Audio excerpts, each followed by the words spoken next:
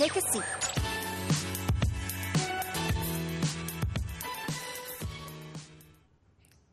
Hey, welcome to Front Seat, where you get to watch interviews and events virtually uncut and unfiltered from start to finish, as if you were sitting there yourself in the front row. Now, yesterday I interviewed filmmaker Eric Khoo and his cast for his new film, My Magic. Now, if you don't know, My Magic is the first Singapore film to compete for the Golden Palm, the most prestigious trophy at the Cannes Film Festival. Wow, isn't that amazing? Now, the film is shot in Tamil and is based on the real-life story of Francis Bosco and his son. Francis is a struggling magician who is often too drunk to be a good father to his son. Let's watch my interview, uncut, unfiltered, on Front Seat.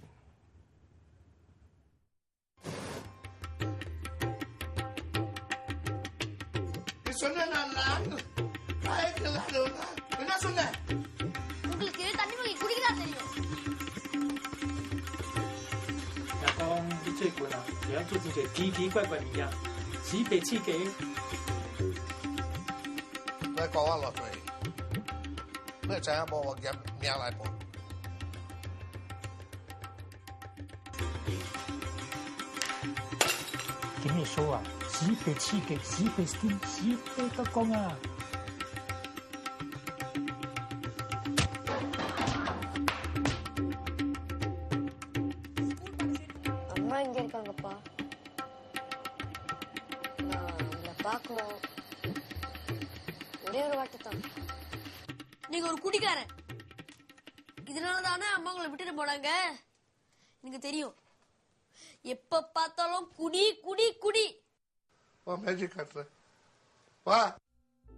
உங்க பக்கத்துலயே உட்கார வேணாம். உங்க கூட வாழ வேணாம், வாழவும் பிடிக்கல.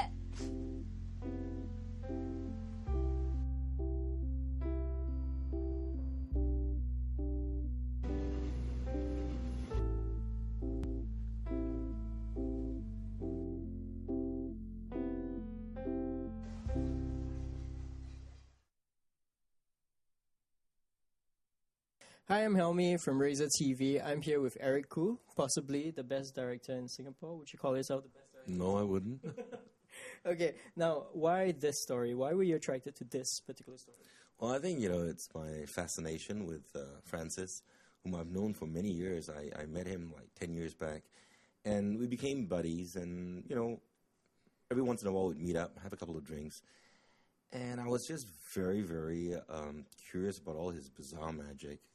And ultimately, we became good friends, and I saw a certain part of him, and I started to fall in love with his eyes.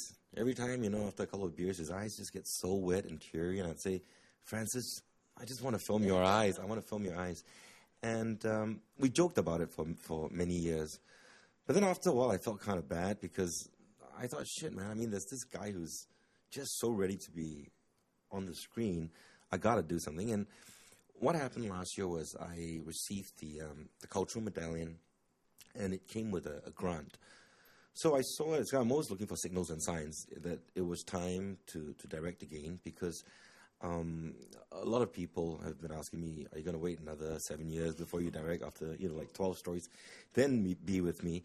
And I'm not getting any younger, so I thought, no, better do it. And also, as I had promised Francis many times that we would do something together. So I'd say in the 10th year, we jumped in and we said, okay, let's make this film. And another very important factor was reading the book, The Road by Cormac McCarthy, because it was already established maybe 2 years ago that we would do a father and son story where Francis was concerned, and we definitely have his magic.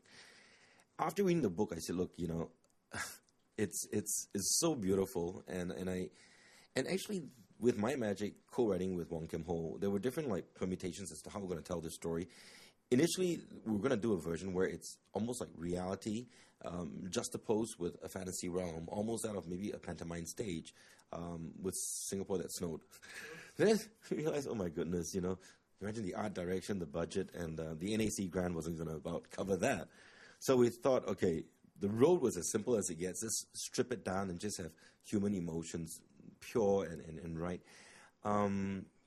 So actually nailing down the script was quite fast. I remember I'd come up with the structure and scenes, and at that time, Kim Ho was in India doing an article, and I would email him, and he'd come up with a dialogue, and I would do the rehearsals, and we met this wonderful lady who also appears in the film. Her name is Grace, and she became my translator. So she would translate the English into Tamil, and basically was my ears on the entire shoot. I said, whenever you feel, it's not coming through, because I'm basically watching for the actions, just call cut. Making this film was different from the rest. Everything just seemed to happen for it. It was almost like when I wanted rain, and normally you don't want rain, it rained. And when I wanted a train, to be in the background, the train came, and normally trains take quite a few hours too. So there was definitely, I feel, some divine intervention in this one. And when we finished the film, I assure you, we had no ideas that Khan would take it. Maybe Francis summoned the rain. I think maybe he's a magician, and things happen, and maybe Francis was the one, and he kept on.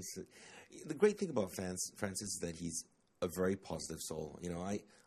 I'm Charlie Brown, and he's maybe Snoopy or something, but it was really wonderful working with him, and I still remember when the French distributor called me up, and they said, the minute we saw the film, that opening sequence, when we saw your actor behind the bar, we fell in love with his eyes.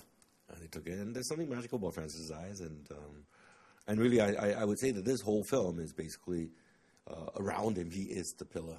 And with the young son, Jatis, I got his contact actually from Kuma, the comedian. And the boy was wonderful. Essentially, the film was just these two people. Of course, Cormac McCarthy's book is being turned into a film with Viggo Mortensen. Yes. You wish you were the one directing that? Yes, I tried to look and whether we could option the thing, and then we realized my partner did, who also loves the book, and we realized it was with Dimension Pictures. So I thought maybe if we could option it, maybe set it in Korea or something. Yep. Okay, like a common criticism of your work is that you tend to do stories about people in the lower classes, and these stories are often unrelentingly gloomy. You defend yourself by saying that you're an artist and you have every right to choose what story to do. Now, let me ask you this: why this particular social milieu? Why that? Well, if you look at something like Be With Me, because after 12 stories, everybody's going, "Oh my goodness, this is going to be B2 unit." Does the lady jump? And they will come up with crazy terms like I'm the Prince of Darkness or the Cinema Hall or what. Now, I basically feel attracted to characters. That's one of the reasons why, like in Be With Me, the attraction to Teresa, she's the pillar. Similarly with Francis and In My Magic, he's the tour de force. People would say, well, I want to do a film about an alcoholic, this, that. Oh, now it's like, why do you want to do a Tamil film? But if Francis was Russian, then he'd be speaking Russian, You seem to find more drama in the lower classes. Well, I don't think it's so much drama in the lower classes, but, maybe I was subjected at a very early age to something like Masters of the Sea. And having watched that, I realized, hey, my heart goes out to growing up any, time. Okay. And I feel actually more attracted to... Okay, if you look at someone like the Meepok Man, it's almost like the Frankenstein monster, He's someone that's really beautiful, but yet society doesn't really care for him. Now, I think if we did another type of film, let's say like a Masters of the Sea or whatever, I think the characters would really have to grab me. If you look at it, 12 stories, we had the Kobun Pin character, and he was a school teacher. He spoke perfect English. He had everything that I think most white-collar workers would aspire to be. And I would say with 12 stories, if anything, it was more so inspired by all the... at the time, I don't think there was home section in Straits Times, but there was the local section. There was the stories from there, right down to, horrible Singaporeans that park on handicap slots, or the new paper with all their social human interest stories of China nationals coming in to get the guys, and then, So that was more so, I would say, a film for its time, circa 1996, right down to there was one murder every week in Singapore. That became a statistics type film, a social commentary of Singapore at that period. In the case of Mee Pok Man, it's more of a love, sort of love horror story, but with a lot of romanticism in there, almost like the Mee Pok Man knew Bunny ever since he was a kid, endless love, but set in something so dark and sad. But yet, of course, at the end, you do see Shenton Way, and you do see the progress of the country. With Be With Me, I wanted to have all different little facets of Singapore. So you'd have that nice sort of suburban house with a Serangoon Road feel with the two lesbian girls. You would have lovely Tiong Bahru, the older part of Singapore, untouched, the sort of Art Deco buildings. It was more like to show Singapore as an entirety from, a bird's perspective. With My Magic, it does go very, very dark, I'd say, in terms of landscape, and the film is basically told in 3 acts. The last part of it happens in a very old house, but in that sense, it adds a bit of a magic realism to the whole thing. But as I said earlier, I think it's more so the characters that I do feel for, and with my next project, it's again someone that inspires me. Having read all those interviews, that is Rose Chan, a woman before her time, and I think a lady who really I think the world should know about. But then again, I think people say, there he goes again, now he's going to do a stripper after he's done a fire eater. We'll see. Okay. But why specifically tackle this social milieu? You've almost never done a story that comes from your own background, so to speak. Well, it would really be what is that character that I'm thinking about that appeals to me. I think regardless of where or the background in which this character is from, doesn't really make much of a difference, but it's the character. And at this point, I haven't really been able to think of a character that I feel would be exciting enough, unless you do like an American Psycho. And I'm swirling towards maybe even doing a zombie film about, Shenton Way bankers who go a bit amok. Yeah. Someone once pointed out that, for instance, in Be With Me, the characters were yearning for girls who were sort of rich and, successful. Well, actually, that came from a conversation with Lim Po Huat, this bit-time actor, sort of a caliphate, as they would call him. He was telling me this story because he was working as a security guard in a big building, and there was this beautiful girl who was always dropped off from the BMW that the boyfriend would drive off. And when I heard that story, I thought, wow, that basically nailed it. And yeah, so that's Lim Po Huat. But if you look at Be With Me, a lot of the film has yearning. I think in that whole thing, it's going to be yearning for this person, that person.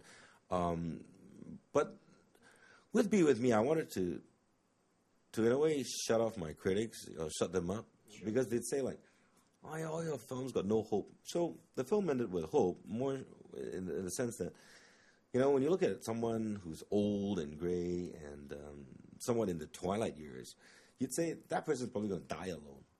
And I didn't want that to be the case. And so at the end, you have the old man with Teresa, and then they will start something, as in a new relation. But do you even care about the critics at all? You've reached a stage of your career that you're... I would say back then, because they kept on signing Mee Pok Man is very dark, and 12 Stories is very dark. Not so much the critics, just people. But I thought, with Be With Me, and I had to go onto another level. I wanted the film definitely to end with hope. And I think we pulled it off. Okay. Do you think you ever attempt a comedy or something happy? It'd be very difficult, I definitely want to do a horror film. Okay, so do I. A zombie horror film. Oh, fantastic. One of the things that constrains Singapore filmmakers is that the budgets are never that big, and that our films can never go beyond like $1 million, which is 1% of Hollywood budget. Now, in your heart of hearts, if you were not constrained by budget, what kind of film would you make? do you imagine yourself making like a big sci-fi Well, film? you know, I think if I was given $1 million, I'd probably make 10 films. But, I mean, I would say that really, as you know, like my magic was really a shoestring budget. And it doesn't really matter what the budget is. I mean, and I'll say this, I mean, the film got into Cannes main competition, and it's really difficult to get in there. And it's not that we spent $1 million or more. I think if there's some, I mean, I would say that with filmmaking and all that, right? The film, especially coming out of Singapore or some country where the industry is still not quite there yet, they have to be something a little bit more special, I feel. And in that sense, it doesn't necessarily tantamount to budget, or even like if we say, you know, censorship. If you look at Iranian films with a lot of censorship, they still can be different and go somewhere. Do you think Cannes Film Festival tends to pick these kind of films almost as a reaction to the stuff, the blockbusters that we see in cinemas?